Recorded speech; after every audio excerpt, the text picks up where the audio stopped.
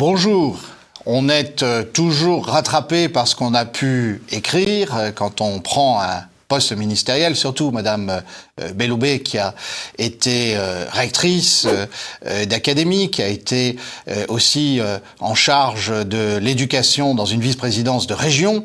Et Madame Belloubet avait publié de mémoire en 2016 un article qui proposait, dans son titre au moins, de supprimer le ministère de l'Éducation nationale. Alors, sans faire d'ironie facile, effectivement, supprimer le ministère de l'Éducation nationale, le plus gros budget de l'État, l'enseignement scolaire, ça représente 87 millions de têtes, 87 millions d'euros.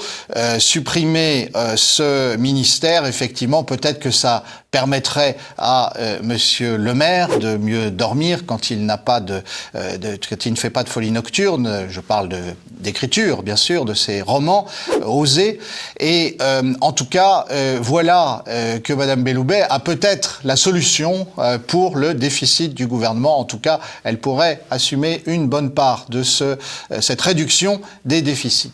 Alors en fait, quand on lit l'article que Madame Belloubet avait écrit à l'époque, on est plutôt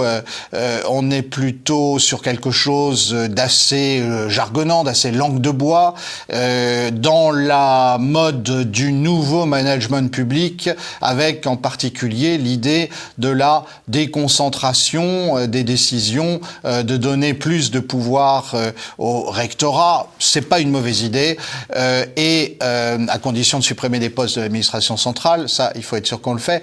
Et puis aussi, surtout, la grande idée, c'est de confier aux régions plus de responsabilités dans le pilotage de l'éducation nationale. Alors, en fait, il s'agit d'un tour de passe-passe parce qu'il n'y a pas de raison que les exécutifs régionaux ou les assemblées régionales gèrent mieux l'éducation nationale que ne le fait l'État central. Et puis surtout, dans la comptabilité de la dette publique vue depuis Bruxelles, de toute façon, les dépenses faites au niveau régional comptent comme les dépenses faites au niveau national.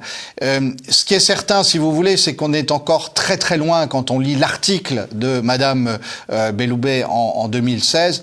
On est encore très loin de la solution, de ce qu'il faudrait faire pour revigorer le système. Je l'ai dit à plusieurs reprises dans mes chroniques, il faut d'abord faire beaucoup plus pour la liberté, il faut faire plus pour l'enseignement privé hors contrat, il faut donner de la liberté aux familles et tout ça, effectivement, on en est loin dans l'approche du nouveau management public. Nous aurons l'occasion d'y revenir dans les semaines qui viennent.